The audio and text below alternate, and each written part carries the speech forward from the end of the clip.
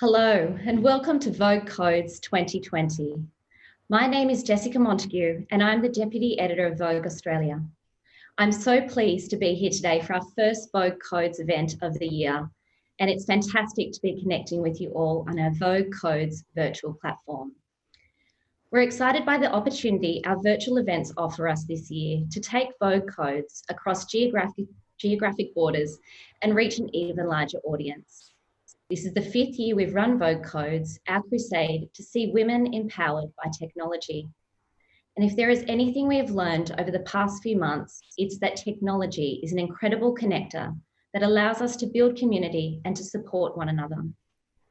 Embracing technology and the learning behind is so important for girls and women so that we can play a role in shaping our shared digital future.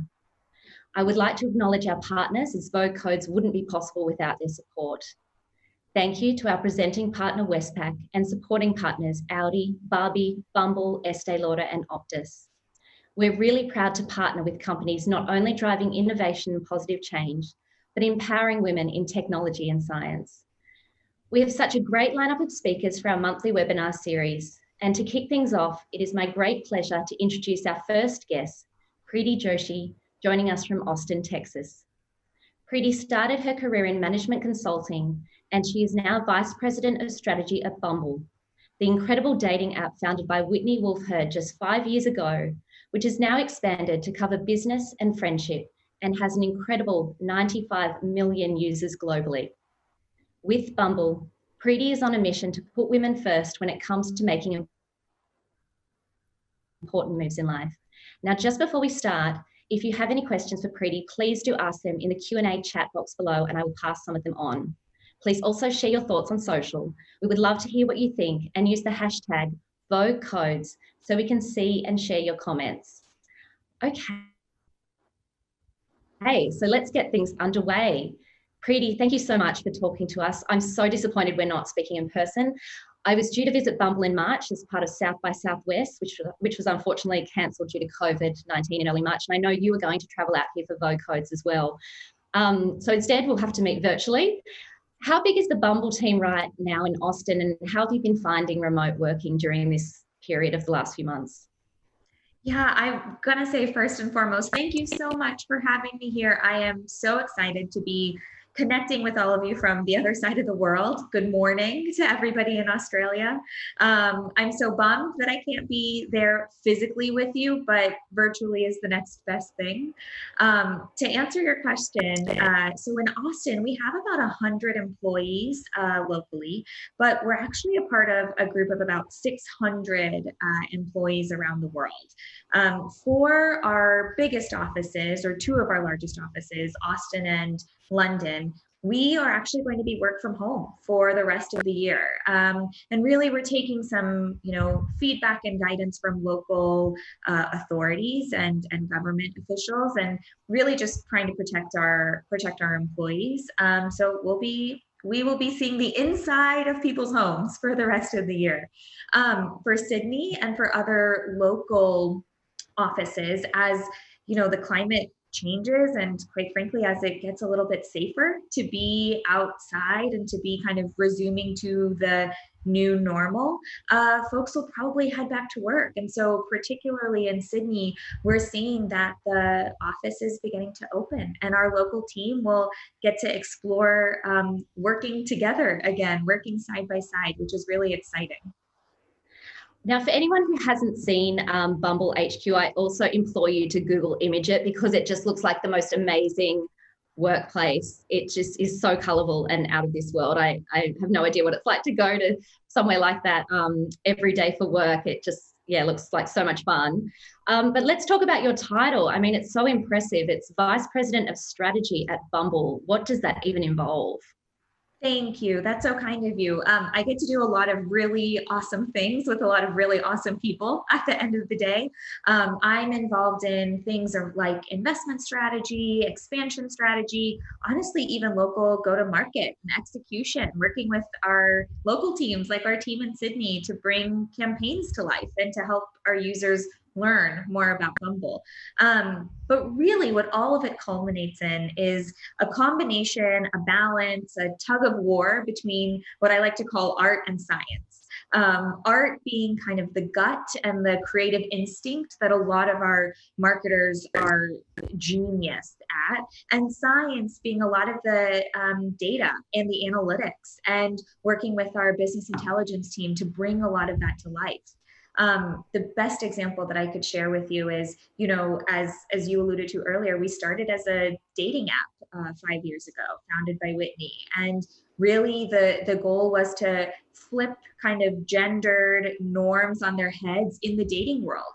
Well, after about a few years in existence, we saw two things happen. On the science side, we actually learned that there was a lot of information out there and a lot of people experiencing loneliness kind of at a macro level. And so what that looks like, particularly in Australia, something like 73% of young Australians are regularly experiencing loneliness, and women are actually 10% more likely to experience this than men.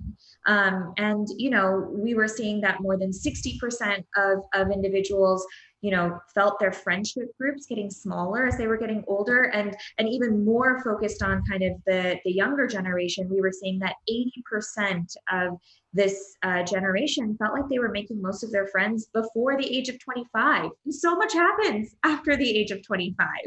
And you need new friends to kind of get through all of those moments. And so science was kind of telling us there's an opportunity here to help people around the world.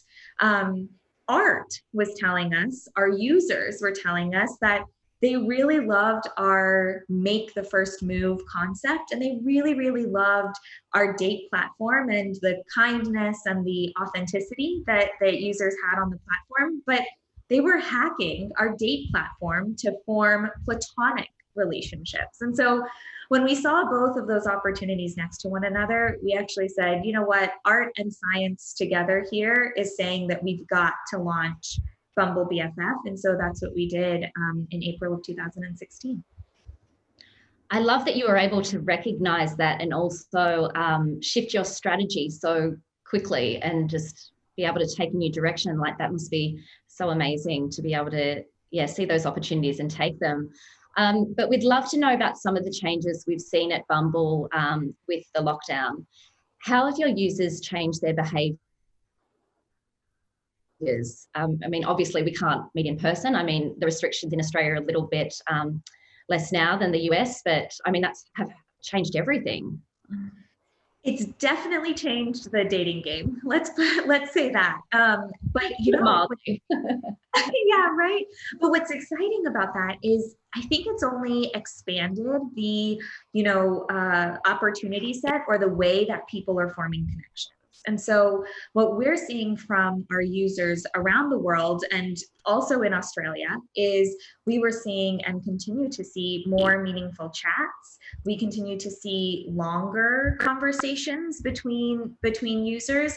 We are seeing more individuals using a feature that we recently launched about a year ago, actually, called video calls and voice calls. And we're also seeing that people are just sending more messages, indicating that they're getting to know one another more. So kind of double clicking on some of the video call content, we launched that feature about a year ago, thinking that virtual dating, knowing that virtual dating was something that I think our users were interested in, right? And interested in using that feature to really lay the foundation for a potential in real life relationship. Well, enter COVID, and the idea of voice calls and video calls changed completely, and actually it became the way that our users were connecting with one another. And since the beginning of COVID, we can see 76% increase in the number of voice calls and video calls placed between users in Australia. That's huge. That's an astronomical jump. And what's even more exciting about that is these phone calls and voice calls are about 30 minutes long. So, this means that our users are truly getting to know one another. One of my most favorite anecdotes from this time period is one of our users wrote into us and said she can note a seismic tonal shift in the way that her conversations are going, that people are more vulnerable, they're more open, they're more honest and raw with one another. And you can see that in all of our stats as well. I mean, that's quite amazing. Are you a bit of a data nerd Just when it a comes little to bit. receiving, anecdotes and stats like that? Yeah, just a little bit of a data nerd. I like to joke. I like to build Excel files and Excel sheets and analyze all of the data, but I also love to see some of this wonderful connection and relationship come to life. On the backs of a lot of the science or the analytics that we have. One of my most favorite kind of other stories that I just have to share with you all is a couple connected with each other very early on during quarantine. And they were getting to know one another, did their first kind of virtual date where, he sent her a beverage kit from his, favorite restaurant in the neighborhood. And they did a kind of make your own cocktail first date. Well, their relationship progressed, and at some point they both said, we have to be able to see one another because we haven't ever met in person. And so they met for the first time with a window between them, because they were just so eager to kind of continue to form that relationship and that foundation. And it's stories like that that just that tickle my heart, but also everyone's heart at Bumble, right? It's the reason that we work as hard as we do to make sure that we're delivering a product that works well for our users and a community that is kind and accountable and excited to connect. Wow, what an incredible example. That would have been so interesting to see, like if you could have filmed it with the two people with the window between them. But it must be so heartening to see, like you were saying, to get those real life examples to reinforce that what you're doing is not just data, but just how rewarding that is to see these real life connections formed between people. Must be really rewarding, I think. So we just touched on data when I asked you if you're a bit of a data nerd, but you obviously work with a huge amount of data to guide your decision making about the product. Does artificial intelligence or machine learning play a part in any of that? That's a great question. Yes, it plays a really, really important part in a lot of our product experience. And I think one of the things that probably a lot of our users are familiar with, or product features, hopefully, that our users are familiar with, is called the Private Detector. So we recently launched Private Detector using AI to help to keep our community safe and in a comfortable space as they're forming these relationships. And so, as an example, when you are in a chat, if you're messaging back and forth, you're getting to know one another, and somebody decides to send a photo. Now, if that photo comes through and the Private Detector thinks that it may be a lewd photo, it will blur it out. And it'll actually allow the recipient to decide, do I want to receive this photo? Is this something that I feel comfortable with? Or is this something I don't feel comfortable with and I don't want to receive this? We're not there yet.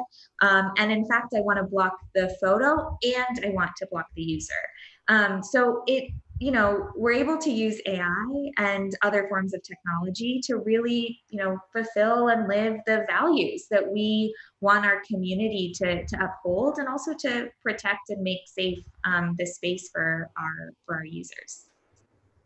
That's amazing how that you can empower the user that way. But isn't there something where there was something with Texan legislature as well, and you were able to enforce that? What's the connection there?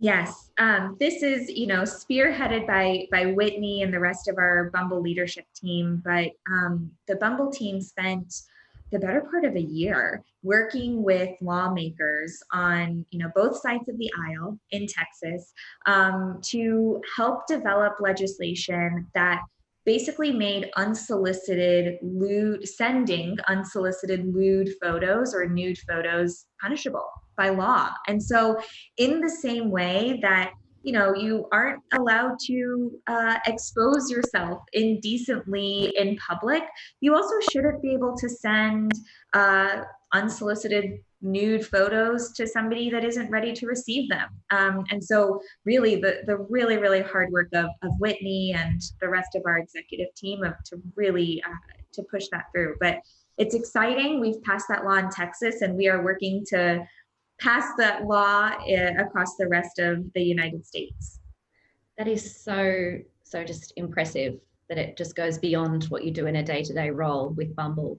I'd like to ask you about mentoring, and then we've had a few questions come in from some viewers, so I'll ask those as well. Let's talk about mentoring. I know you've acted as a mentor and also had your own professional mentors. What kind of relationships are those, and what do you think is important about being a mentor? Great question. I love mentoring others, and I also love to be on the receiving end of a lot of my mentor relationships. I think what I have found as being incredibly important as a mentor is making sure that I'm there for the individuals that I'm trying to support and that I'm trying to help, but also recognizing that I may not know all of the answers, and that's okay, as long as I can work with my mentees to help them get connected to or find the right resources to help answer whatever question or topic they are grappling with or thinking through at the time. For me, mentors have played a really, really important part in my career, and even in just kind of the development and where I am today. And I've kind of picked mentors up along the way. I've picked them up in my previous jobs. I've picked them up, in business school. I have mentors that are older than me. I have mentors that are younger than me. And really, it's just about who I can learn from and who, you just kind of click with.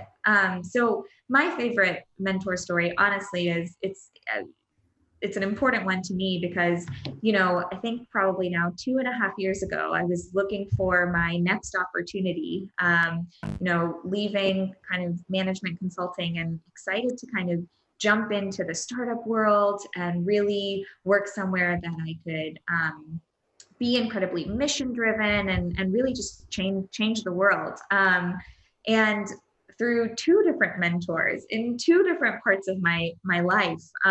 One was a business school professor and one was a woman in finance here in Austin. They both actually on the same day, unknown to me, introduced me to the Bumble executive leadership team. And from there, the rest is history. We met the next day or the next week and kind of created my role, and here I am two years later. So the power of mentors is truly a powerful relationship. So on that note, let's backtrack a little bit. Someone's asked about what you studied at university. So why don't you also give a little bit of a summary? Sorry, we're kind of going backwards, but how you, from studying at university to ending up, obviously you just said that these mentors helped endorse you to Bumble. So yeah, can you fill in the gaps there a little bit? Yes, of course. Let me start from the beginning. So I am a born and raised Texan. I grew up in Dallas, so about 3 hours north of Austin. I then went to the University of Texas at Austin here to get my undergrad. And I got my undergrad in business honors and in finance with a couple of minors sprinkled in there. I focused on computer science, and then I also focused on marketing.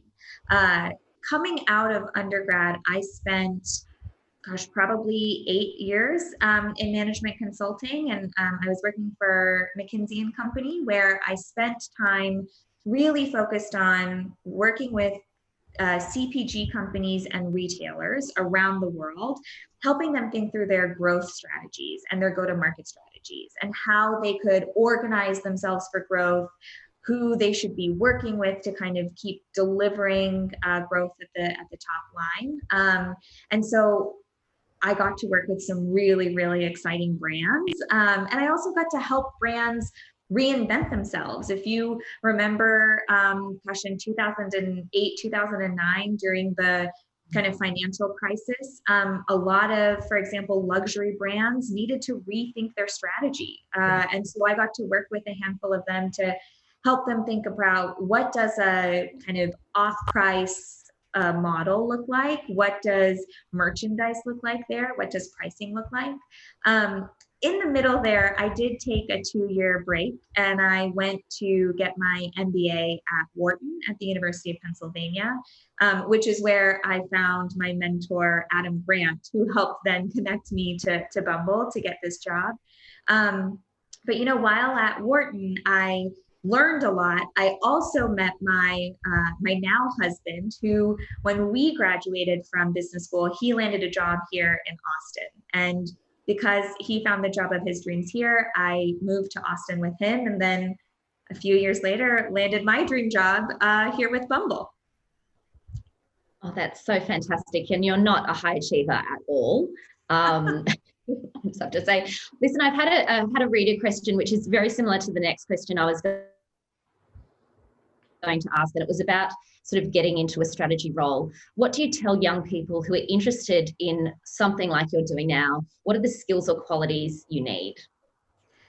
Yeah, it's a really good question, and I think about this a lot. And you know, for me, it's actually two things. I think there's one piece about being curious and always trying to learn, always trying to soak up information. I call it being a sponge and kind of soaking all the water up and holding on to it and just learning and taking it all in.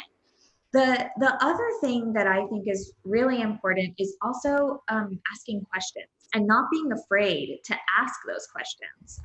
So I think a great example of this is, you know, at Bumble, we're a very young, workforce. We're also predominantly female workforce. And so, you know, there are a lot of young women that I get to work with often who, you know, are learning how to ask questions and are learning how to kind of portray themselves as curious while also portraying themselves as confident in what they are bringing to the table. And you can do both. And I actually think being able to do both and you know, being comfortable doing both is actually really important in a strategy type role.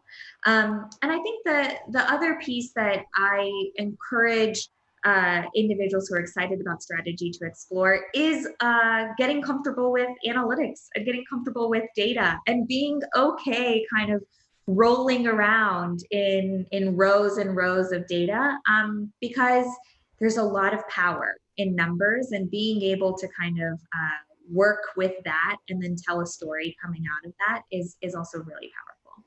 Yeah, I totally agree with what you said about asking questions. I think it's so important not only to be curious. I think that's something similarly we have with journalism, but being curious, asking questions, it's something I always try and enforce with my team. If you don't know something or if you're not sure, always ask. It's not a sign of weakness at all, which I think some people, it's like, oh, I don't know, I can't be seen as not having that knowledge, but it's really important to empower people and to make them feel comfortable that they can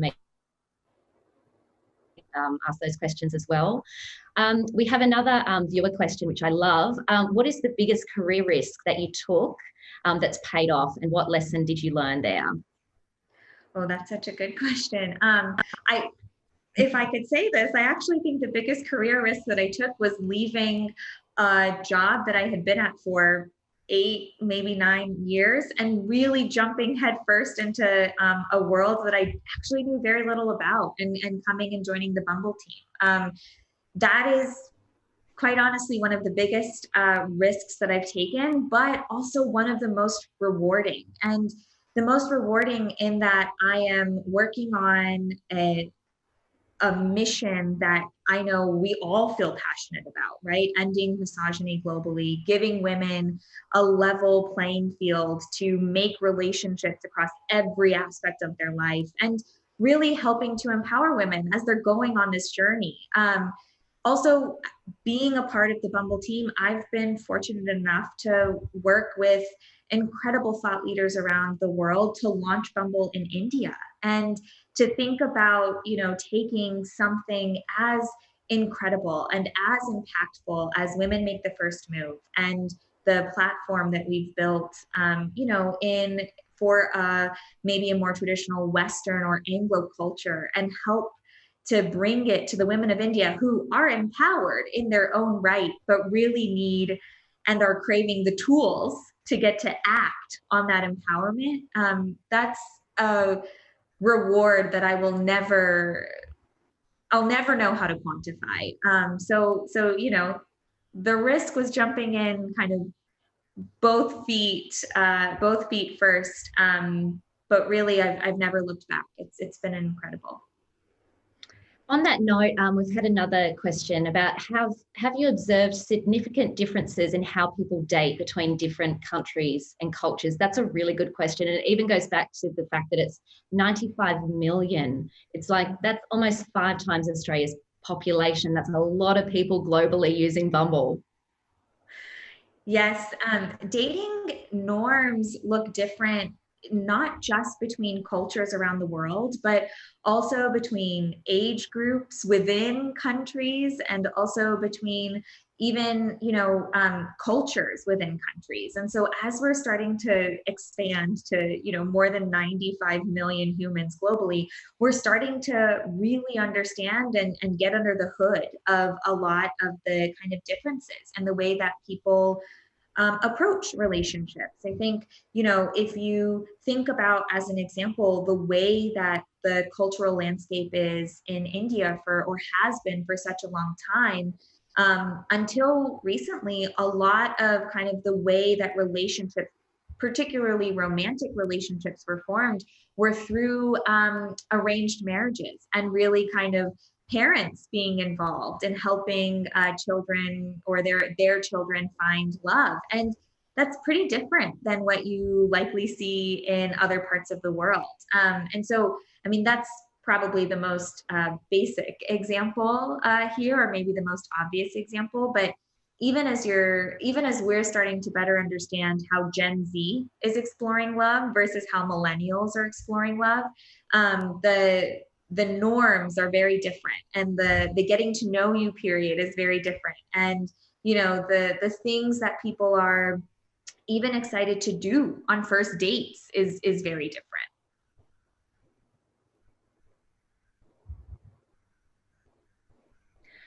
Now we have to ask, we couldn't do our first webinar with someone from Bumble without asking, what are your top tips for Bumble users looking to find love in their lives? Great question. And I came prepared because we have to make sure to optimize everyone's profiles who are listening here today. So what are the things that you must do to optimize your profiles? So number one, our users in Australia should please make sure that you have 3 to 6 photos on your profiles. If you do, then you are 93% more likely to receive a match than if you have less than 3 photos. So make sure that you're looking through your whole photo reel to find the best top 6. The next piece of advice I would give you is making sure that you really take the time to fill out your bio.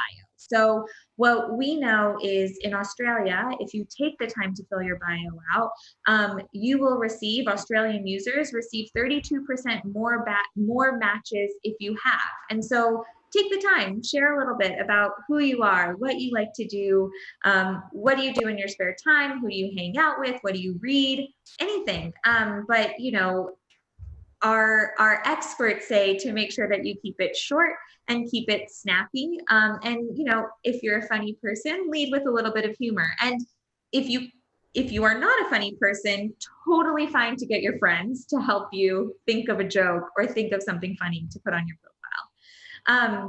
And then I would say, another thing that's really important, and again, it's a way for our users to get to know one another in a kind of better way or in a more deep way, is to make sure that you're using your badges. And so badges are indicators on your profile that help give information like, do you like to exercise? Do you have pets? Do you like to drink socially? One of the badges that we actually just released with COVID is around, do you want to date virtually? And if so, are you ready to socially distant hang out? Are you socially distance hanging out with a mask? Or are you not ready to, meet socially distant at all and you prefer to be virtual? So using those badges and telling, others a little bit more about yourself makes it such that you are likely to receive 3.3 times more matches than others. So in short, it's really about kind of sharing as much information as you can about who you are, and taking the time to tell a little story about you. It's all amazing advice. We don't have too much longer to go, sorry. So I've got a few more questions, which I'm going to run through really quickly. Does Bumble have a customer experience or user experience department, and do you work closely with them?